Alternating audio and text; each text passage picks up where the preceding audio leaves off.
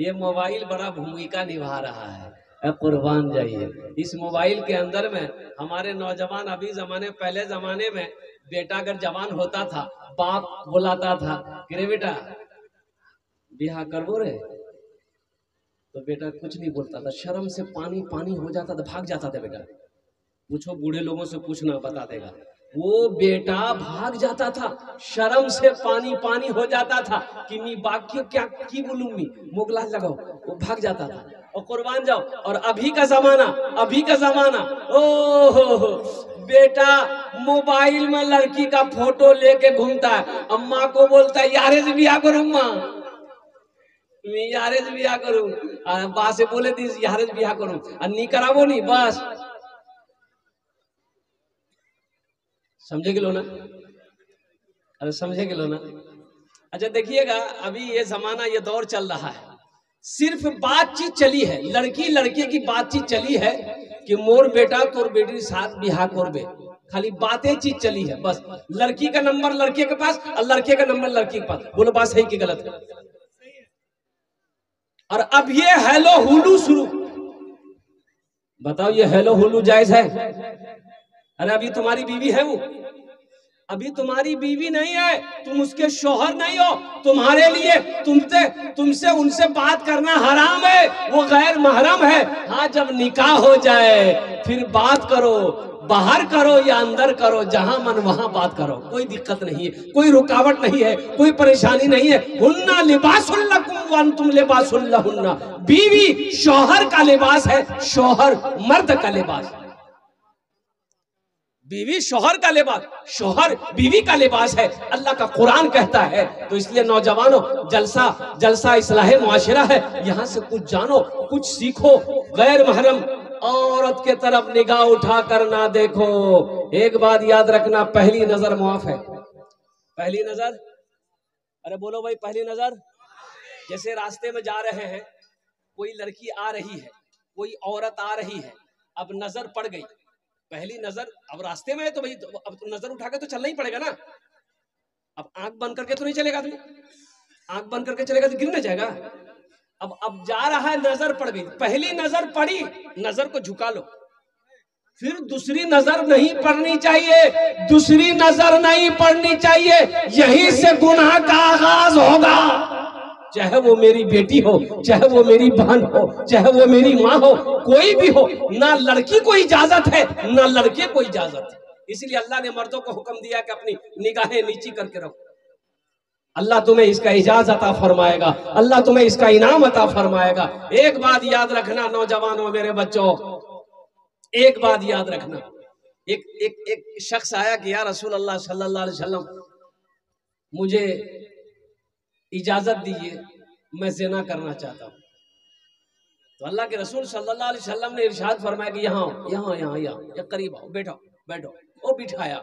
तो अल्लाह के रसूल ने इरशाद फरमाया, नौजवान ये बता, यही इरादा जो तू करना चाह रहा है, अगर तेरी माँ के साथ कोई करना चाहे तुम्हें कैसा लगेगा? कहा कि या रसूलल्लाह मुझे बहुत बुरा लगेगा। वो सारा कहा कि अगर तुम्हारी बहन के साथ कोई करना चाहे तुम्हें कैसा लगेगा? कहा कि या रसूलल्लाह मुझे बर्दाश्त नहीं होगा।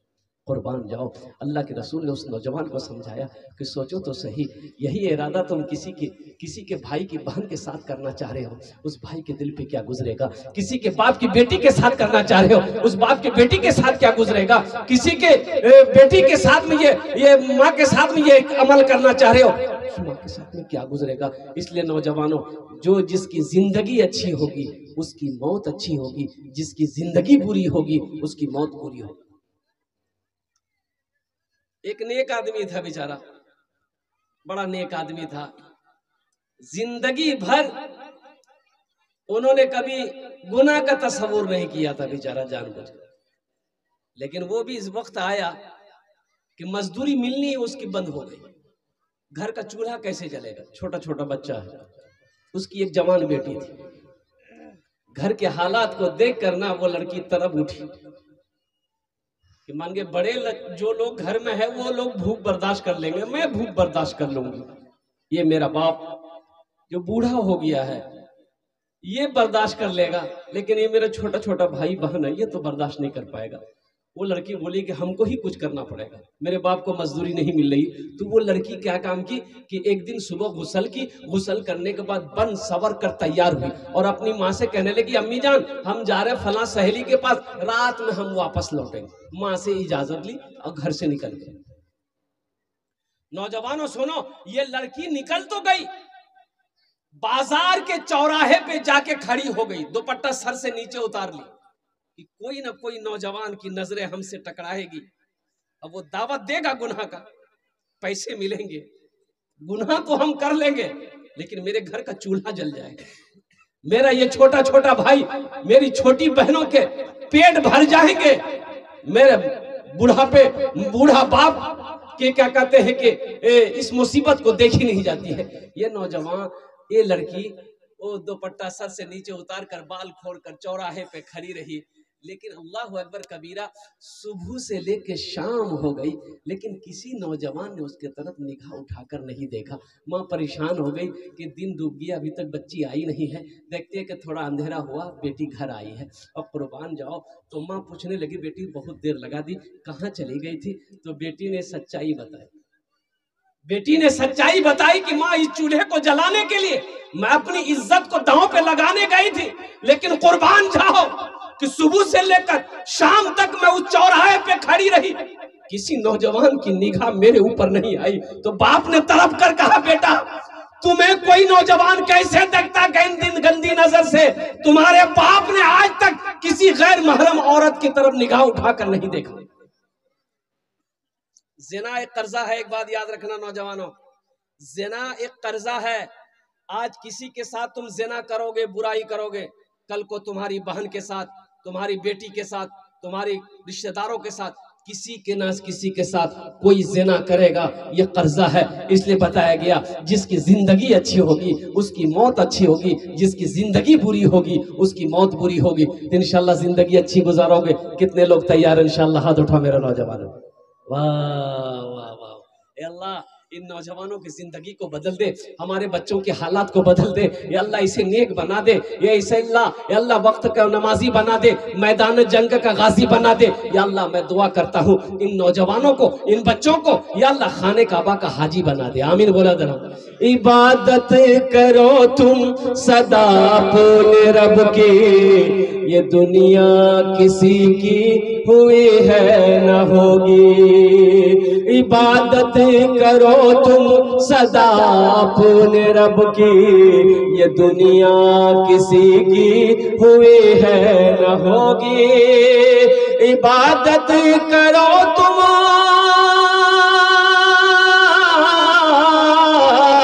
इबादत करो तुम सदा अपने रब की, ये दुनिया किसी की हुई है न होगी। यहाँ पर किसी की बनी ना बनेगी, मिलेगी तो 2 गज जमीन ही मिलेगी।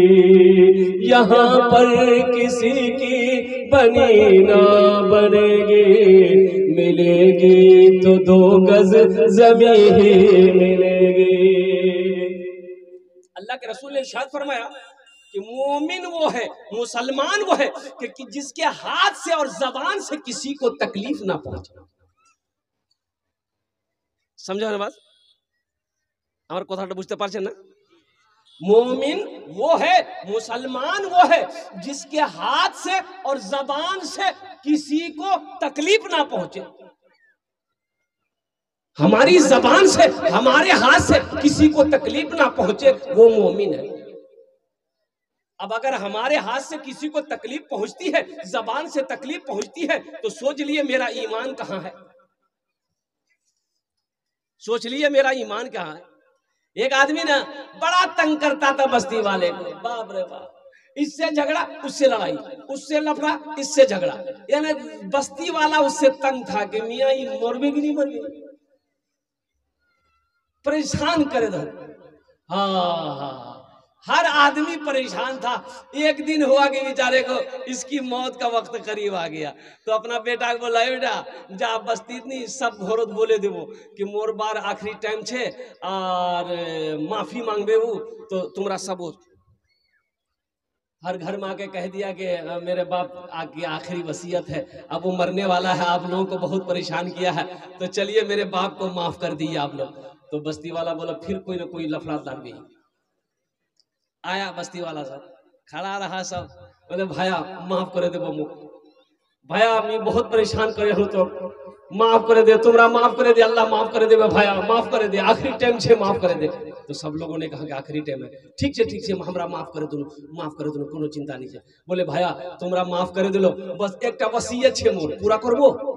तो बस्ती वाला बोला हाँ बोल की वसीयत छे। तो बोले भाया मोर वसीयत यही छे कि मोक सजा मिलना चाहिए, हम आप लोगों को सताए हैं, हमको सजा मिलना चाहिए। भैया जब मैं मोरे जाऊं ना तो मोर पेटोत नहीं बांस घुसे दिबो, खड़ा करे दिबो,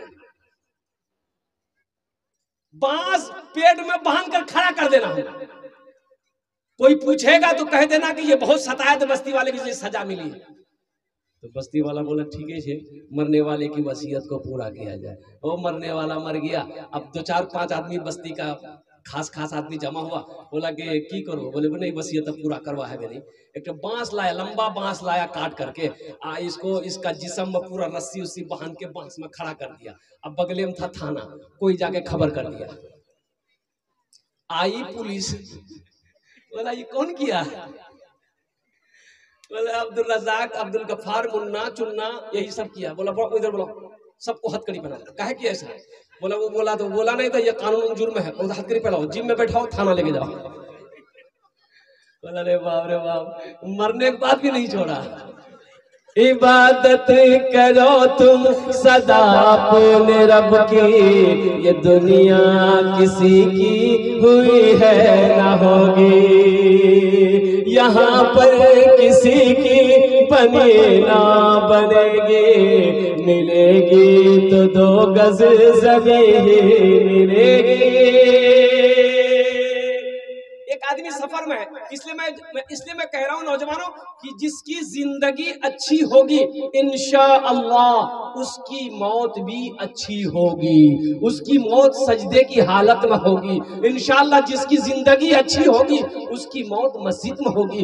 इंशाअल्लाह जिसकी जिंदगी अच्छी होगी उसकी मौत बिस्तर पे होगी। अभी देखिएगा ना, अभी एक हादसा हुआ, अभी तो कई तारीख को मैं रांची में था, एक हादसा हुआ और गाड़ी में जा रहा था और देखा क्या कहते हैं कि रास्ता जाम है, तो गाड़ी रोकी गई। क्या हुआ भाई? बोले एक्सीडेंट हो गया। वो एक्सीडेंट हो गया, ओ हो 2 लड़का, बड़ा खूबसूरत हट्टा कट्ठा नौजवान लड़का मोटरसाइकिल लेके जा रहा था, एक्सीडेंट हो गया। और कुर्बान जाओ, और एक्सीडेंट इतनी बुरी तरीके से हुआ था कि दोनों बच्चों के परखच्चे उड़ गए थे।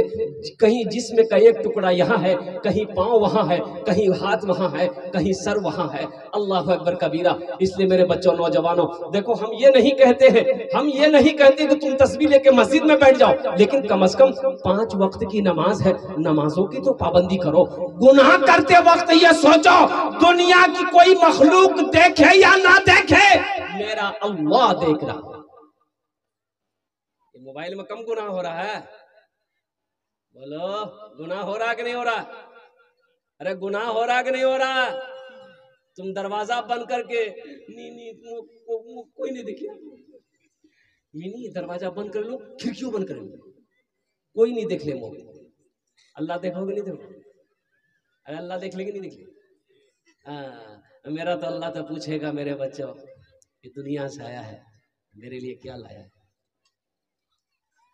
गांव वालों ने देखा एक नाले में लाश पड़ी है, गांव वाले जमा हो गए, कैसे मियाँ कैसे? बोले नहीं पहचाना उसे। बोले निकाल। अब 4-5 नौजवान नाले में कूदा, उस लाश को निकाला तो लाश की शक्ल बदल गई थी।